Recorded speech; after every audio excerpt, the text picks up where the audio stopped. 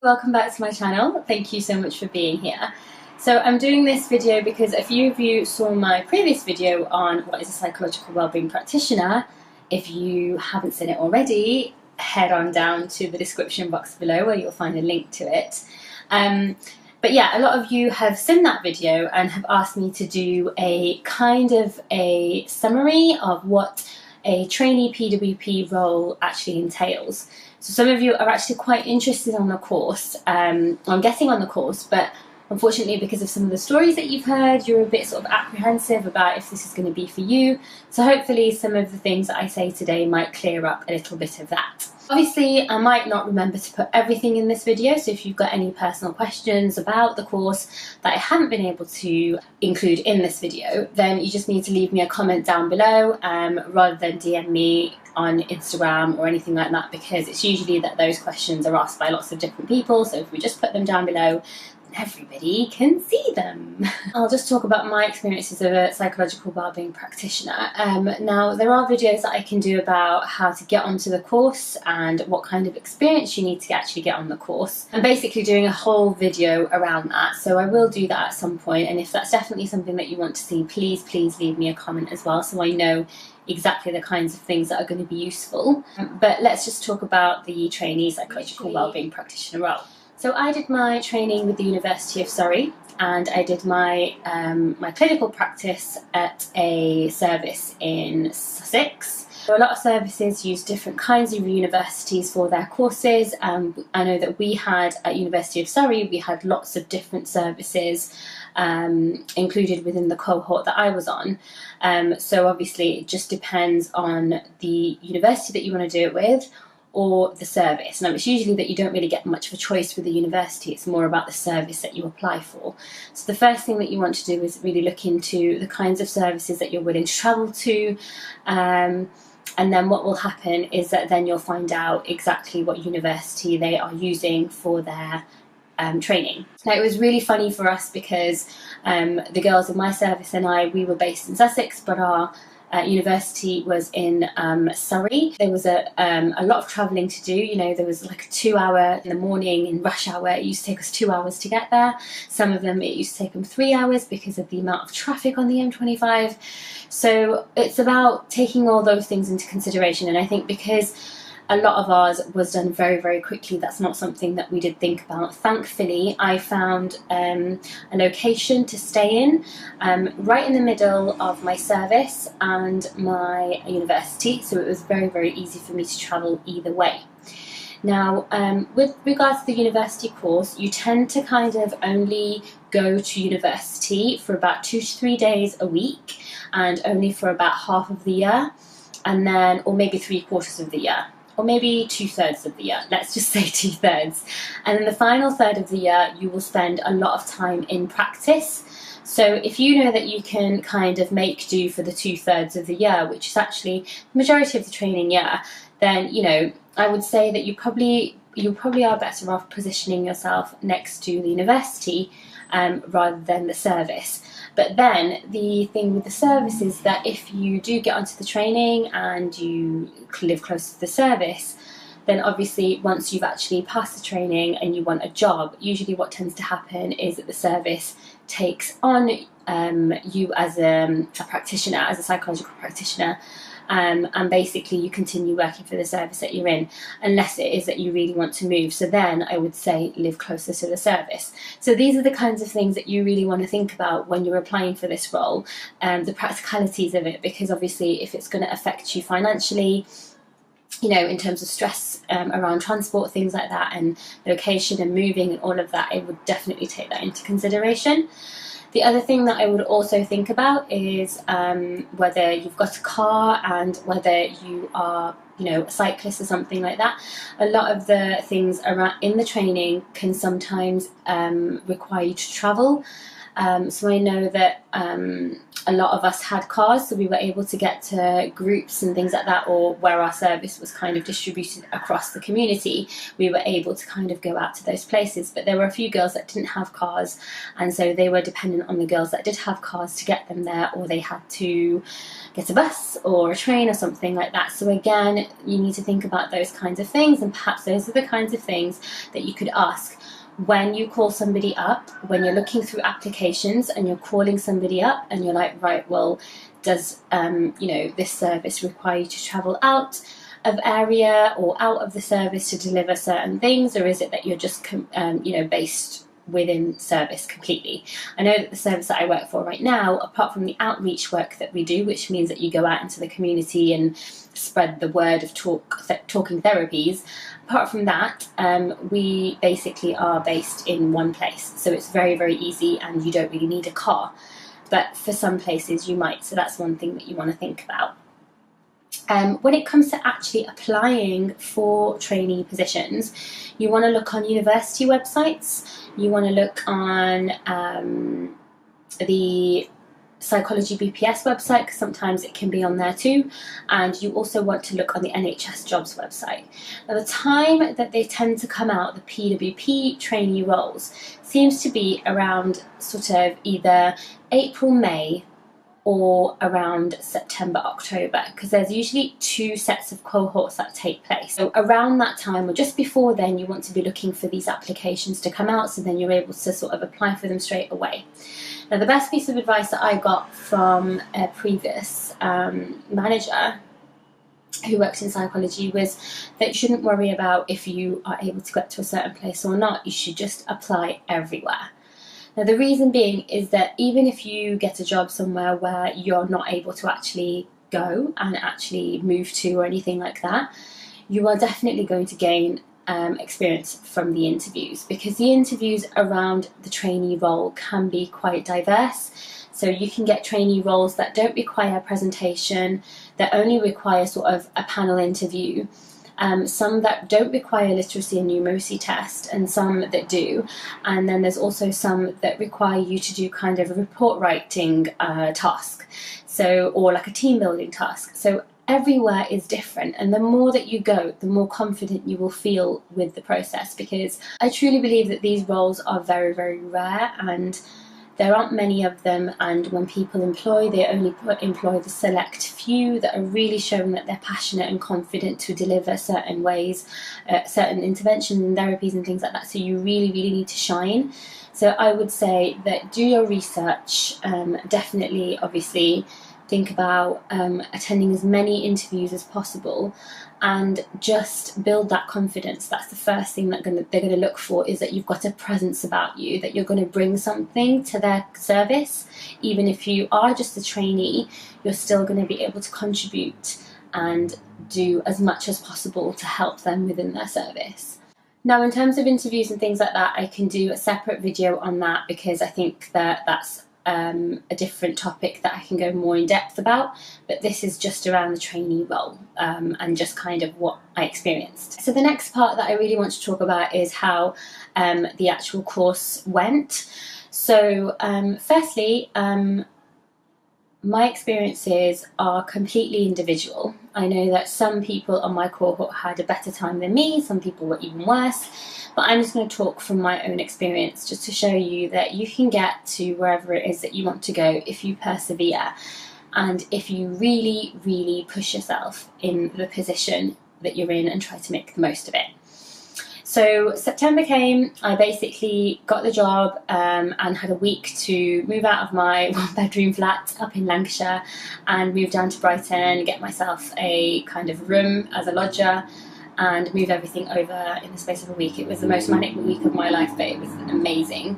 And thank God it was summer, so didn't have to worry about rain or cold or anything like that. It was just nice to be in Brighton in the summer. And so what we basically did was the 6 of us started by going to uni 3 days of the week and staying in service 2 days of the week. And obviously your first couple of weeks in service are very much shadowing assessments and treatments, or just mainly assessments, because You want to get a flavour of the kinds of people that you're going to be speaking to and sort of communicating with in different ways. So at first there was a lot of classes and seminars around the therapeutic relationship. So we had information around CBT and what that basically meant in terms of doing it at low intensity.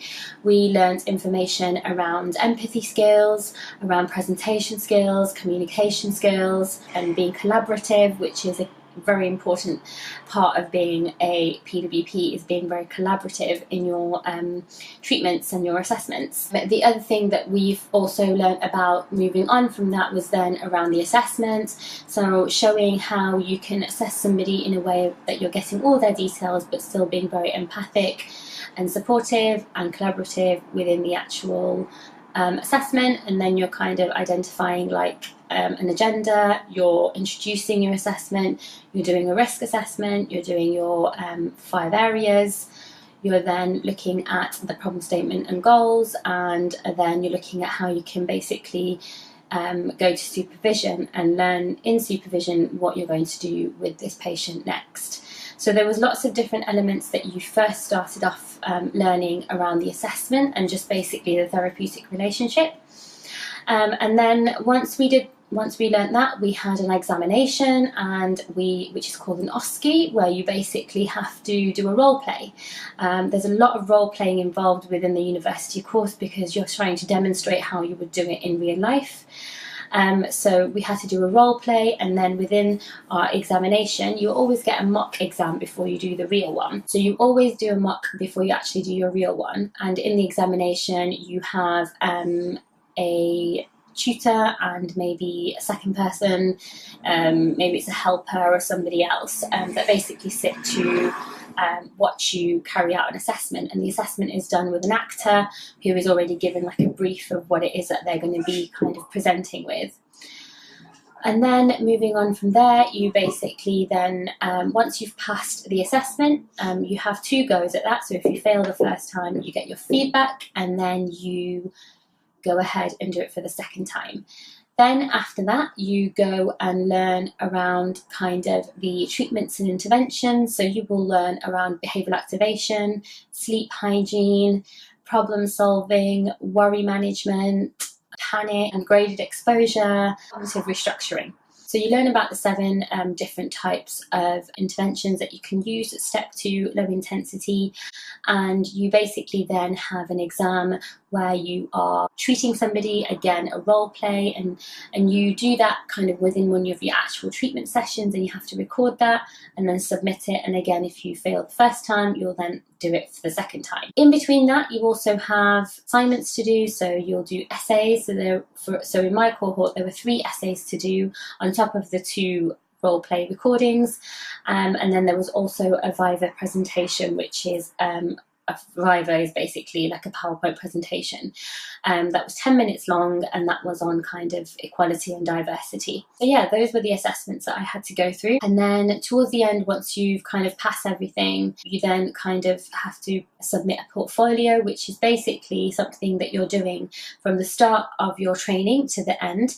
And the portfolio basically just includes competencies that you have to complete, basically just able to demonstrate that you're able to be reflective, you're able to use empathy, all the things, use the interventions appropriately, and you're able to kind of reflect on the things that you didn't do so well and that you did do well, and how you would basically improve yourself. I've just mentioned a lot about the university work that is included within the training year, but on top of all of the university work, there is a requirement for you to complete clinical practice and complete assessments and treatments within the service, and also run groups if your service does that.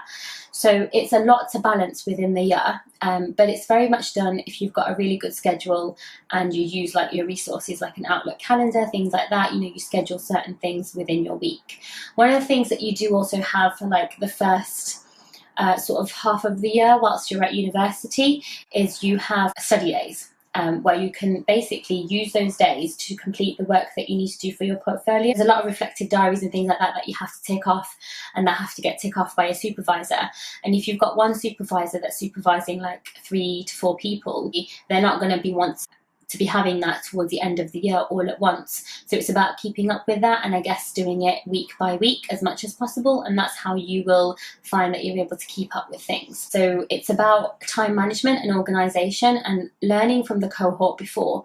What I tend to find is that usually once you start in service as a trainee, that you'll be surrounded by other qualifieds and other trainees who have just completed their training. So it's important to speak to them about how they time managed and how they kind of got things done that were quite sort of demanding, or that you had, you know, worries about. Just speak to them about it, because they'll be able to give you an idea of the kinds of ways that they manage. The thing that I want to say is that with regards to the year, there is a lot put on you, so it's important that you really balance your social life with your, you know, academic training life. I would say that, you know, just be a bit careful about how much time you spend socializing, because sometimes you have to kind of sacrifice a bit of your time to do a lot of the work, and sometimes there is a requirement that you do a bit of reading or that you do some research that isn't included in the actual work, but there'll be like a recommended list at the bottom, and then when you're in lectures and things like that, sometimes the tutors will sort of ask you questions about the reading recommendations. I think those are the basics of the actual training year in terms of the way that it's structured. So my honest opinion on the actual year for me was that it was a very stressful year, but it really helped to shape me as a person and really helped me to understand how to deal with pressure. So firstly, there were lots of different people on the actual course, from people who had just come out of uni, to people who had taken a break, to people who had just completed masters but were unable to find jobs, to other people as well, like counsellors and psychotherapists that had been in training for other things but not for the PWP role. And so, you know, there was like a sort of a range of people that were on the course, age range, experience, all of that.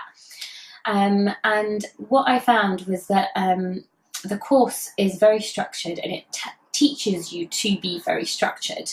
It teaches you to follow a script or follow a way of treating people and building a therapeutic relationship, and kind of being very limited within that way of doing therapy. So on the course, they're very much like, you have to stick to this, you have to stick to that. Now, I can say that before I go into any of this, that once you do your training and you come out of it, you will find your own style. You will bring people into recovery, do what you need to do, but still have your own style, so it doesn't feel like you're being robotic or rigid in the ways that you're treating somebody. So in the course, they're very much like, no, just stick to the book, just do what's required and don't go outside of those lines. So as a person that has a lot of experience in working with people, I found that quite difficult to do, as did a lot of the counselling people that were on my course. So the reason why I found my course really difficult is because with each assignment or each presentation or exam that I did, I was heavily criticised about the kinds of things that I was doing, or the ways that I was treating somebody and the things that I was saying. So really it was very much that I had to rein a lot of that in to basically stick to the book and just get what I needed to done, so then I could just basically pass that exam and then move on to the next thing. For me, there were a lot of fails. What can I say? There were a lot of fails, and there was a lot of learning to do in terms of sticking to what was required. Although I was being assessed by people in my service, like my supervisors and things like that, and I was passing everything with them whenever it came to the academic side of things, and whenever it came to basically doing a course, basically doing my presentations or my examinations or my assessments with the university staff, they'd always fail me. And the failing was on 1 or 2 points, or even there was a time when there was a 0.5 point. Now, I'm only saying this because what I'm trying to say here is that sometimes the way that you're assessed on something is not a true reflection of your abilities, and it's not a true reflection of what you can actually achieve. And I know that it basically helped me to kind of rein in my skills, because it was very much that maybe I was giving too much information that I didn't need to, or maybe it was that I needed to structure it a bit better. And I think that's one of the things that we need to understand, is that within low intensity therapy, there's a lot of structure involved. And if that way of working isn't your kind of style, or something that you don't think that you could adapt to and, you know, find your own style with, even after you pass, then that's something that you might want to question if that's right for you. Because for me, I didn't know this at the start, and maybe if I had known, I might have made different choices. But for me, that's the way that it went, is basically I started failing things, and then so were the counselling students. It was only sort of like the girls that had just come out of uni that were probably used to that sort of rigid way of working, like just do what's required of you, don't really give too much of what you think or your opinions of something, that were passing first time. It was very much that a lot of the people who seemed like more free thinkers were kind of failing on the course. So this happened throughout my entire academic year, to the point where I was basically having to ask my tutors for meetings because I wasn't happy with the way that I was being assessed. So I was speaking to them about kind of, you know, what is it that I'm doing wrong? How can I improve? Now, not at any stage did these ladies or men say to me that they didn't think that I could pass the course. They were like, we think that you can do the course. It's just that sometimes we need to be able to give you some criticisms to be able to kind of change the way that you're working, so that you're able to do it in a way that's very CBT, that's very, I think that made me kind of think that actually they're really trying to help us here. They're trying to make us understand that, you know, you can't be that much of a free therapist in this line of work. That might be that is more counselling, and it might be because of the way that I've worked with clients, I've got more of a counselling approach. But I think that it really helped me to understand the sort of structure that LICBT requires. So I basically went through a lot of retakes, and in the retakes I was coming out better and better and better and better. Obviously the scores are just pass and fail with each of the assignments. None of them give you really a proper percentage. You can get a percentage for some of your assignments, which is nice for you to know what they are, but it's very much just a pass or fail, and even the end result is very much a pass or a fail. And then towards the end, I was able to pass everything, and then pass the course, everything was fine.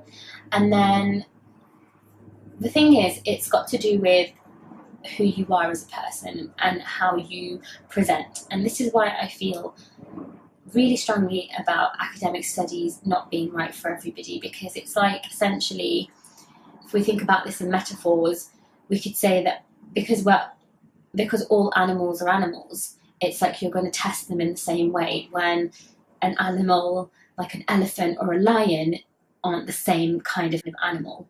So that means that they shouldn't really be tested in the same thing. And I really think that it's the same sort of thing with humans. I'm not saying humans are animals. I'm just saying that humans, although we're all humans and we're all the same species, I feel that we're all very different and individuals in the way that we learn things and pick up things and apply things. And so I don't feel that we should all be assessed in the same way. But anyway, I'm going off tangent now. I'm literally going off tangent and knocking over my ice cream.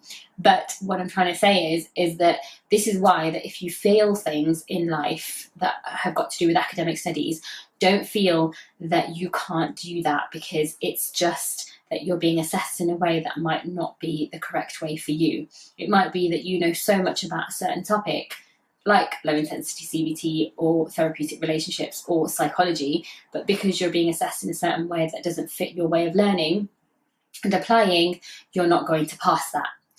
So what I want to go on from here is basically that once I passed the course, I went on to take the advice that I gave you guys at the start, which is to apply everywhere. And I applied everywhere that I could think of in London for a psychological wellbeing practitioner job.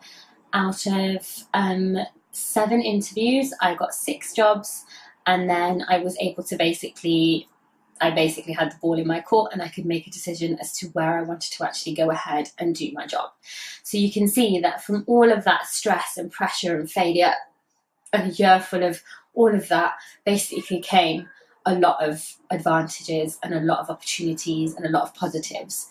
So that's why I want to say that, you know, whatever you do in life, whether it's psychology or whatever, like, don't worry about how you do in terms of academic studies and scores, because your abilities to do things might be very different in the real world. Sometimes they don't always reflect. Anyway, stop going off a tangent. So yeah, so basically to end this, I just want to say that I was able to get a lot of positions within the psychological wellbeing practitioner field, and I was able to make a decision on my own. And some people were trying to dampen my success by saying, oh, it's so easy to get a psychological wellbeing practitioner job. And to be honest, it did get to that point in the end because I'd attended so many interviews, that confidence had built, that experience had built, and I'd basically be able to answer questions in my mind before they'd even ask the full question, because I knew what was coming. Anyway, I guess this brings me to the end of my experience as a trainee PWP video. I hope you guys enjoyed it, and I hope that it was informative for those of you that were looking for this kind of thing on the internet, because I know there isn't much about PWPs. But I hope that if you do enjoy this video, that you will give it a thumbs up and subscribe, please, and also leave me a comment at the bottom, so then if there's anything that you want covering in the next video, please let me know. And yeah, I'll see you guys in the next one. Take care.